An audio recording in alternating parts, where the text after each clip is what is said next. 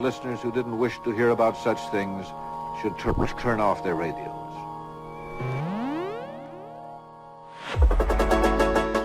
Welcome back to Predict-o-Rama 2026, my annual attempt to predict the future of big tech, AI, and all things innovation. And before we begin, a subtle reminder that this whole thing is not about trying to be right exactly. Instead, it's a forced moment of reflection, synthesis, and implications. Less of a prophecy and more of me yelling into the void with slides and aggressively cited sources. This year, I prepared 6 predictions, and so with no further ado, let's jump into prediction number 4. Character.ai will be regulated.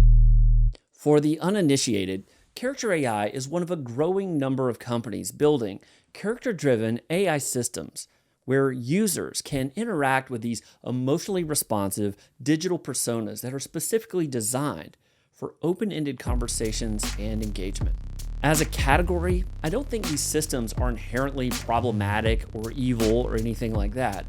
The issues, though, begin when you broaden the audience and involve kids. Yes, regulation. To the tech industry, regulation is what garlic is to Dracula, revolting and lethal. From looming antitrust laws to billion-dollar fines and public hearings where somebody asks what an algorithm is, there's a very good reason why big tech fears regulation. Take a company like Amazon. They employ more full-time lobbyists than we have US senators. At this point, fighting regulation isn't some side hustle. It's basically become job one. Regulating tech is famously very difficult. I'm not being ageist here, and I believe that wisdom really can come with age. But when your average US senator is 65 years old, and most of them didn't have careers in tech at all, we aren't exactly starting from a position of strength when it comes to understanding, much less regulating, all this emerging technology.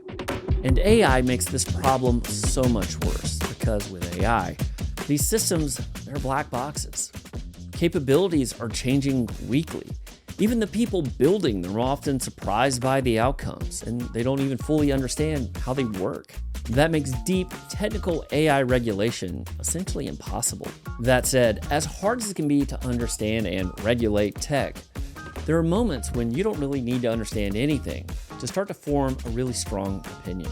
This is particularly true when it comes to tech and kids. I'm not an alarmist, but I truly believe this new generation of AI friends is a nightmare in lingerie. These are not toys. They're not Tamagotchis. They're not some digital pet.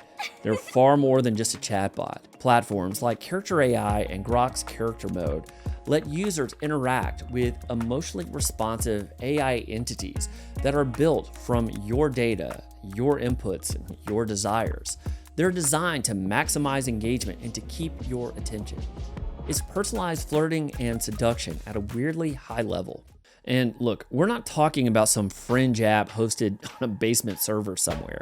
Character.ai has tens of millions of monthly active users with hundreds of millions of visits and $1 billion plus valuation. They're a unicorn. People spend over an hour a day talking to these things. On some of these platforms, you can create every element of your AI companion. You can choose how she looks, of course. You can choose how she talks, how she listens, how she responds. She's endlessly available, endlessly affirming, so curious about every element of your life, endlessly supportive. Which sounds nice until you realize that relationships are exactly none of those things. And in some ways, that's kind of the point.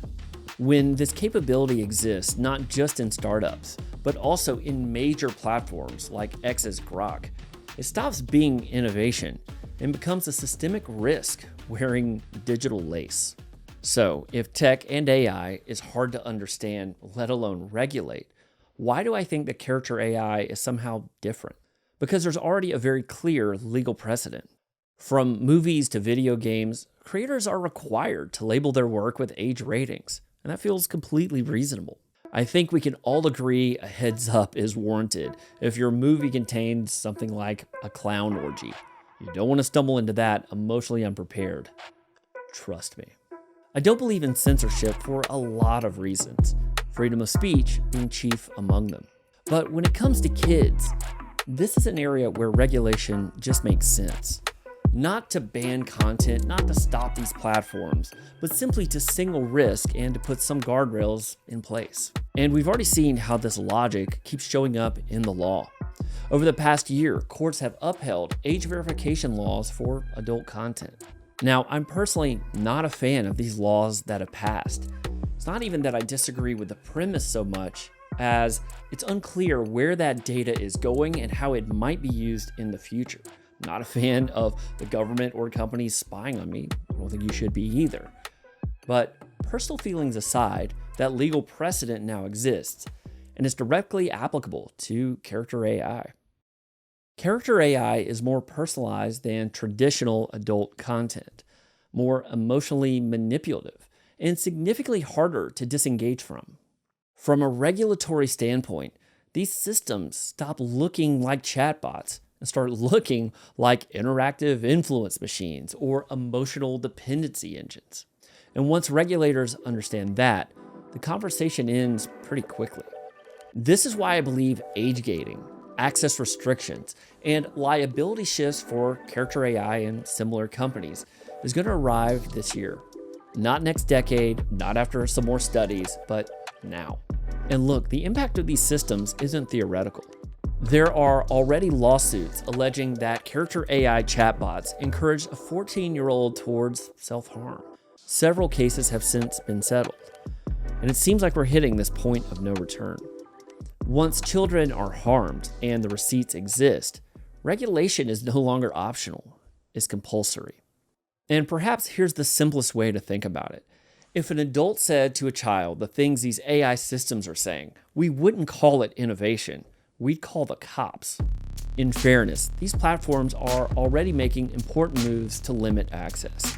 Character.ai has a minimum age of 13 with extra safeguards for those under 18. All of that feels right, expected, and very appropriate.